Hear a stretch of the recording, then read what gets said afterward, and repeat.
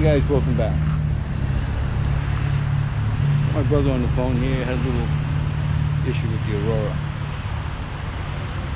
Apparently, I got a battery I was going to put on the road the other day, and the battery kept sparking.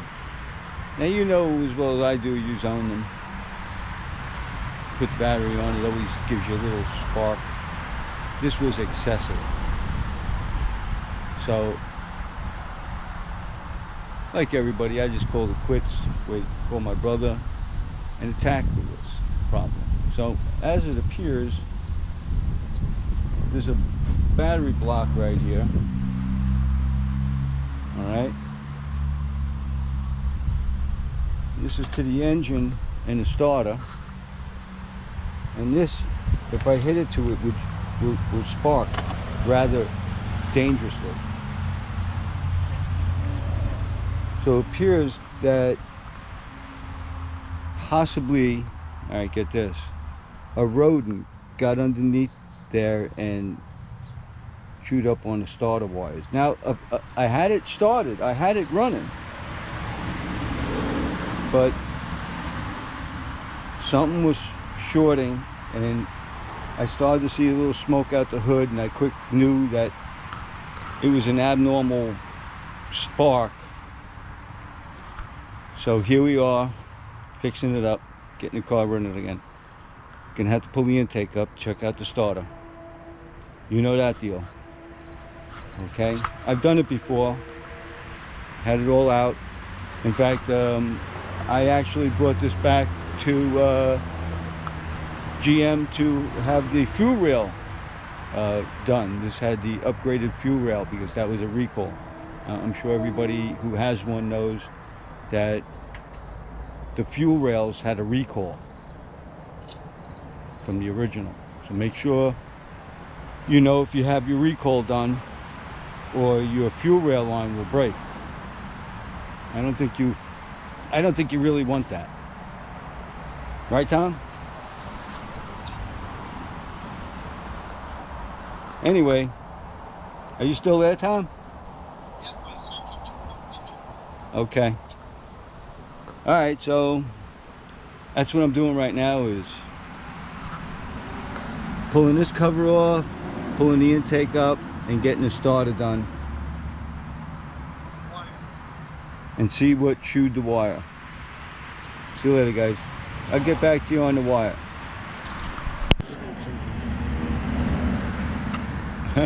All right, guys. My brother's just walking away. We just vacuumed out the mouse home. I got everything hanging here, so you can take a look in here. Yeah, he built a home right here. Now I got to find the short and eliminate that. And yeah, so that's what happened. Got the intake up, no big deal. Kind of comes out pretty easy. Just taking out the right stuff, and then boom, it comes out. So it's not so bad. So I'll have this running shortly, and we'll be good. See you later. Okay. Whew. Updating on, it's not the starter wire. Starter wire is unplugged, and when I take it and put it on here, still doing that. That's bad. So that's the alternator. So somehow something in the alternator, which is tough because this is where that is. Way down there. Just to get my hand in there to get the wire off is even tough. So I'll catch you on maybe I'm gonna have to lift it up and get under it. Be back. All right, guys. I pulled the alternator line off, and no spark. So it was the alternator. Go figure. Although it was good I pulled the intake off because they made a nest in there. And I thought of an idea. Yeah, like I was saying, you know, it's got to do with the urine. It really corrodes the aluminum. So I'm sure in time I'll probably have to do a new motor. But for now, we're fine. I was thinking about redoing the engine and doing all the head stuff. My brother got the kit. But maybe in time when I get a new motor, I'll do that motor and change it. But for now, we should be going with a new alternator. I got to pull the radiator out, of course, to do an alternator. Whatever. I'm wondering if you get it from below. We'll check that next. All right.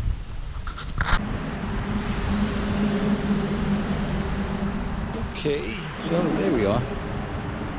All right, so we're at it again. And what we found out is in order to get to the alternator and remove it, you got to take the radiator out. So the first thing you have to do is remove the top cover. So here you see that. And this is the top cover right here. It's pretty much, I think it's metal. And you just take the bolts off the top from here. The one broke right here, so I'm most likely going to have to fix this one here. Look, it's behind, yeah, back here. That one broke, so I'm going to drill it out and tap it before I put it back together again. But you see what you're dealing with here. The alternator is down here, so there's really no way to get it. You can't get it from underneath. There's all sorts of lines and stuff in the way, so you got to pull the radiator up. I'm hoping it's just this bolt and this bolt. And so what I did is I removed the bottom tray, which reveals this hole, which you drain it down. I took that off just to see, which I really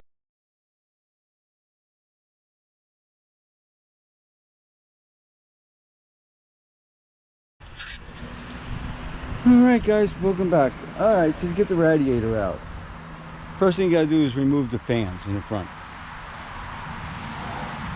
They all lift, everything lifts out, so you just got to lift it out real easy. There's 2 bolts on each fan. You can get to them. As it is, you can see I've already pulled out the one. So the one fan's out, comes right out, no problem. It kind of slides and locks in on the radiator. So you don't have to take these off first. I did, which makes it all loose, but I could prop this up and hold it back before I could get them out. And the reason why is you got to take that out is, let me get my flashlight and I'll show you.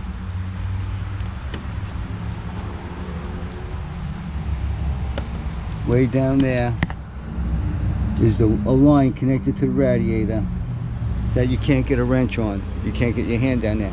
So you got to take the fans out. Once you get the fans out, you can get to that line and then take the radiator out. So I'll get back to you. I remember with these Auroras and stuff, if you want to get one, they're great cars. I mean, I've had mine since 2004, off and on. It's been off the road for 10-15 years now. We're putting it back on, and this is what happened. Stuff corroded. It sat in the garage.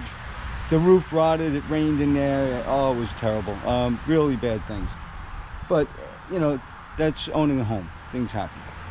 Trees, limbs fall, they smash through roofs, and things happen.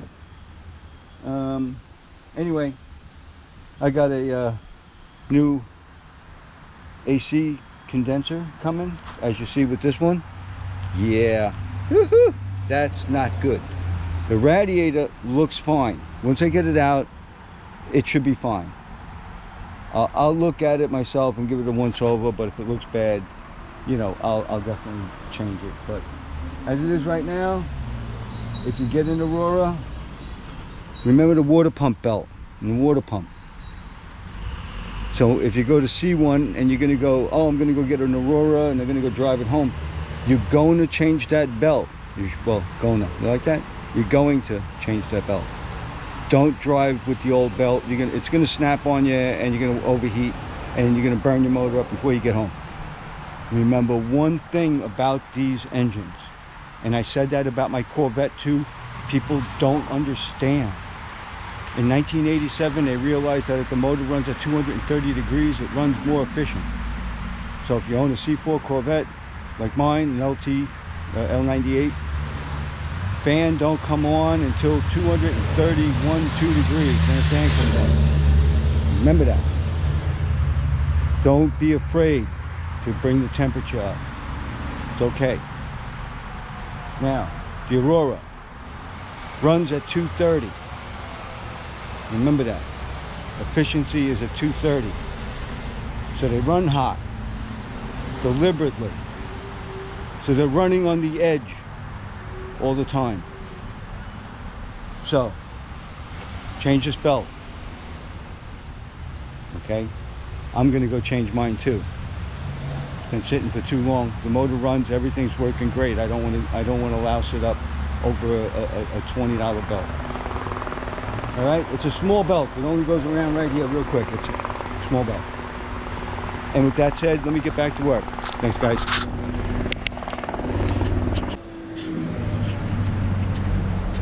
Well, we finally did it. Bolted in like bolting off, slow and easy. You really can't turn the wrenches in there with the fan here. But now I got to remove the fan so I could do the condenser. But that's all in. I connected the battery terminal without any sparks, so we're good. Before it sparked like mad. So we're good. It's not shorting. Everything's fine. And again, I'm going to mention it one more time. Anyone with an old Aurora, anyone,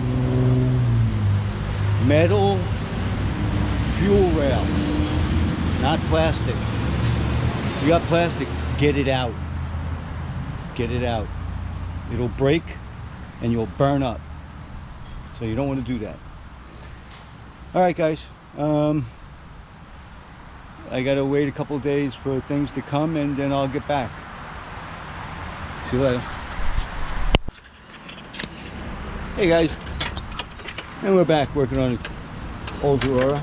As you see, my brother's fighting the alternator in there right now, so you got to get the bottom bolt in first before you could swing it up and put it into place.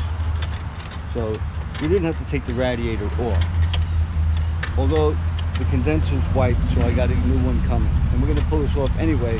But I told you I couldn't get that bottom line off until I get a 20mm wrench. Would you believe if you walked in there and saw the wrenches, I don't have a 20. So I got to come in, and we'll be able to fix that, get the radiator out of the way to do the condenser. That'll be coming soon, a couple of days. So I just wanted to put the alternator in, have it all ready and done, where I just got to do the condenser and alternator. Condenser and radiator. You know what I mean. All right, it's not a big deal. It is with the tedious wrenches you have to get the nuts off and the bolts. That's tedious. You're going to complain about it all the way. It took 3+ hours to get that alternator off. So maybe with the radiator out of the way, you could get it a little easier with wrenches, but I don't really think so. The hard ones were in the front, and it didn't matter with the radiator. So good luck with it anyway. It's not an easy job, but it's doable.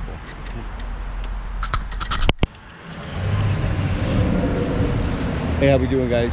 Sorry about the trucks. You know, I got a lot of traffic here, and it's loud. Neighbor's dog too. So anyway, I got a 20mm wrench, but I can't seem to get the bottom line off, and I'll show you. Let me get the light in here so you can see. That one down there. This one down here. It's really on there. It's really rusty and bad, and I'm just gonna leave it. The radiator didn't have to come out to do the alternator. I did it without it. And I also took the condenser out. And I want to show you that now. So I took the condenser out. Look how bad they put this rubber in. See this rubber? It's at an angle. So I gotta pull it off over here and push it back so it's directly underneath. Thank you. So we can get it underneath there. And I'm gonna shut this off because of the dog. Hey guys, welcome back. Working on the old Aurora. And I managed to get the condenser out. It wasn't too hard. The radiator seems to be fine. And like I showed you, that was a tough bolt to get down in there. Anyway, this is it. Gonna put all the pieces back together again and we should be fine. Alright? See you later. Hey guys. Got the Aurora running. As you can hear, she's running. Everything's good. And I just wanted to show you guys a little bit about the difference between an Autobahn version and your version, which is regular. And you'll notice the stance on mine is just a little different. And I mentioned to someone, I got this car, the struts were bad. So I went to Napa and I got Monroe and threw them in there. In 3,000 miles, they were pretty much shot. The car was bouncing and doing, it was done. It was done. 3,000 miles. And then I was with my brother one night and somebody hit me right on the door.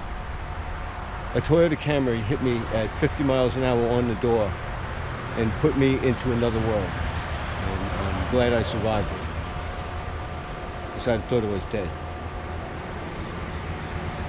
Anyway, I went to GM and got the original struts. And I put them in there. And my brother, being a GM mechanic, said to me, how could Monroe know what that car needs when those Monroe shocks are the same ones for a Monte Carlo that was 300 or 400 pounds lighter? And I was like, yeah, you're right. So you'll see the stance on mine front and back with the air leveling. All right, it keeps the back level so you can put everybody in the back and all the luggage, and it pumps it back up to the right height. Okay, so there's nothing better handling than that. If you think you're going to put all your buddies in the car and put the stuff in the trunk and then go racing down the Autobahn, that ain't happening. That's why they made this. So you can do that. All right, so let's get a little picture here. I'll show you. I got a little rod on the back. I see that dents all over it from many, many years, but that's cool. I'll fix it all. But, you know, you can see the stance on mine. It's a little different. You know, when you get down here, you can see it's nice and high in the back. Okay. This tire leaks by the valve. I got to get it taken out and fixed. But other than that, this is my car sitting here running. I just changed the oil, did the filter, and you know, with the alternator and everything. And there she is. These are not the tires. These are off my dad's Cadillac Concours. They're 225s and they're H. They're not what this car requires. This car requires 235, 60, 16s V rated. They got to be V rated. So that's the difference with this. And you love the wing? They make a new one with the third light in it now too. So I got that way back when I got this car in what, 2002, something like that. This is my Aurora Autobahn edition, 371 gears. That means that the suspension's different because the gears are different and the computer programming is different. Because I go to 140 and you go to 117. So that's my car. I know a lot about them. My brother's a genius with it. Forget it, you know. He's Call him top of the line. If you need to know, top of the shelf, my brother. All right, other than that, guys, car's back on the road, and I'll get back doing toy videos. All right, guys. All right, later.